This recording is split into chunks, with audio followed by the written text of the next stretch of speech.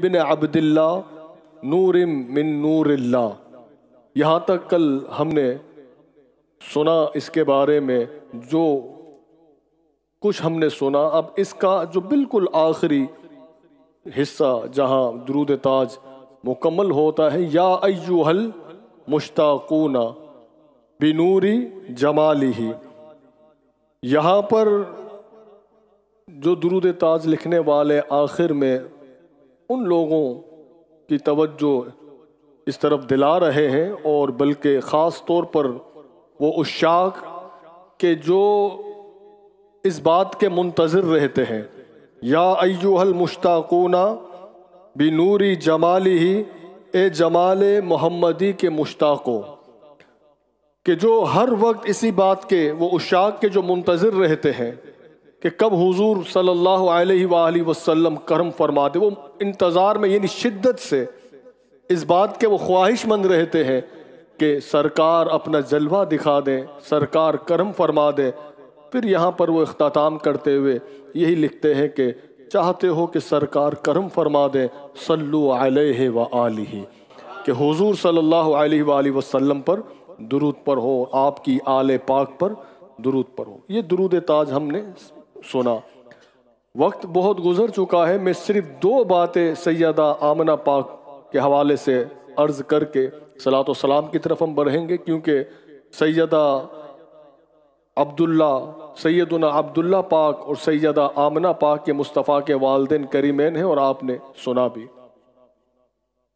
حضور صلی اللہ علیہ وآلہ وسلم آج جہاں پر آرام فرما رہے ہیں، آپ کی جو مبارک قبر انور، اس پر سب کا اجماع ہے کہ یہ وہ مقدس مقام ہے کہ جو عرش سے بھی افضل ہے. کائنات میں عرش کا وہ مقام کہ جو بالکل بلند وہ مقام، علماء کرام یہ فرماتے ہیں کہ حضور علیہ السلام جہاں آرام فرما رہے ہیں تو وہ جو مٹی جو سرکار کے مبارک جسم سے مس ہو رہی ہے وہ عرش سے بھی افضل. ہم جانتے ہیں اس بات کو. توجہ اس طرف دلا رہا ہوں کہ یہ وہ مقام کہ جو عرش سے بھی افضل ہے. یہ کون سا مقام ہے کہ جہاں حضور آرام فرما رہے ہیں؟ یہ وہی مقام ہے کہ جہاں پر ظاہری طور پر حضور صلی اللہ علیہ وآلہ وسلم نے اپنی مبارک آنکھیں بند کی تھی. آج بھی وہیں آرام فرما رہے ہیں. اپنی جان اپنے خالق حقیقی کے حوالے جب کی، یہ وہ آخری وہ لمحات تھے جب آنکھیں مبارک بند کی. آج وہی مقام ہے جہاں سرکار آرام فرما رہے ہیں. وہ عرش سے افضل ہو گئی. جہاں سرکار نے ظاہری اپنی آنکھیں مبارک بند کی وہ عرش سے افضل ہو گئی. تو جب سرکار سیدہ بی بی آمنہ پاک کے بطن پاک میں آئے اور جب پہلی بار جب روح داخل ہوئی تو وہ مقام کتنا بلند ہوگا کہ وہاں آنکھیں بند ہوئی تو وہ عرش سے افضل. تو جس مبارک بطن میں سیدہ پاک کے حضور نے جب آنکھیں، کیونکہ روح جب آئی تو وہ سیدہ کے بطن پاک میں تھے، تو جب روح آئی تو وہ بطن پاک سیدہ کا تھا، تو وہ کتنا افضل ہوگا.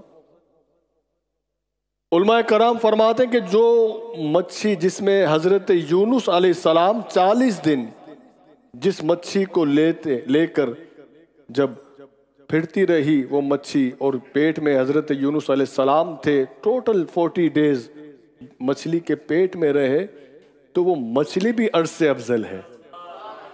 وہ مچھلی بھی عرش سے افضل ہونے کی وجہ کیا ہے کہ یونس علیہ السلام تھے. تو جس بطن پاک میں سرکار 9 مہینہ رہے ہیں تو وہ مقام کتنا بلند ہوگا.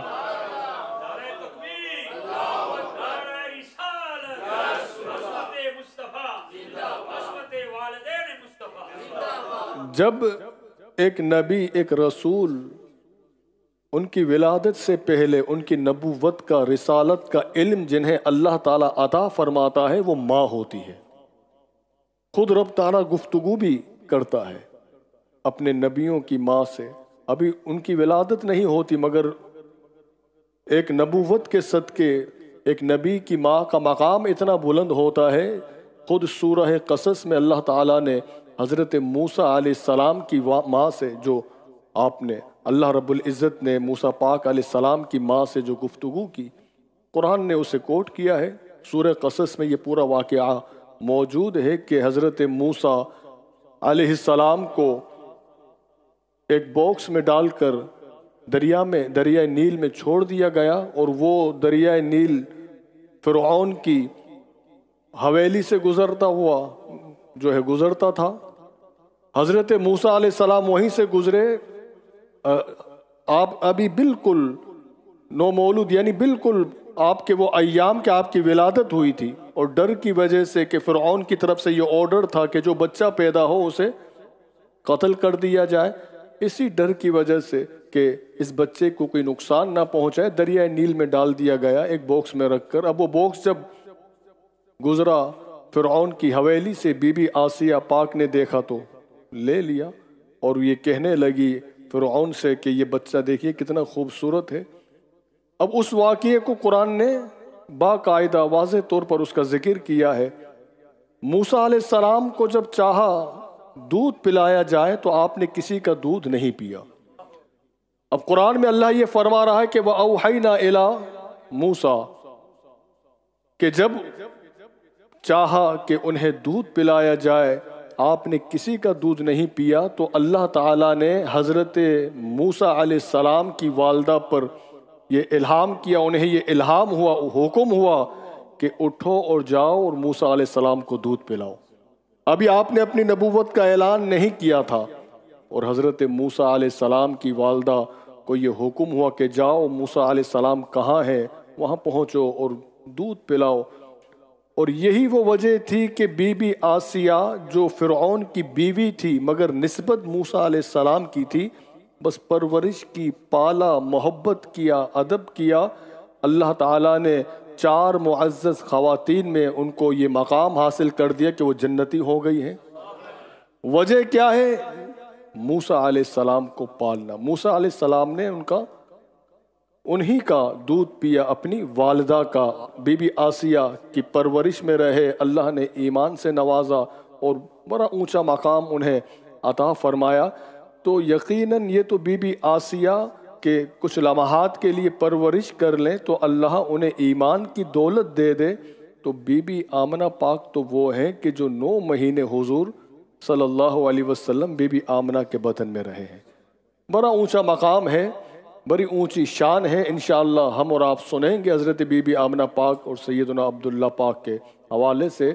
اللہ تعالیٰ جو فرام دا بگننگ ٹل آج تک جو ہم نے درود تاج ہم نے سنا اور اس کے بارے میں جو کچھ بیان کیا گیا، رب کریم حضور کے صدقے میں قبول فرما لے۔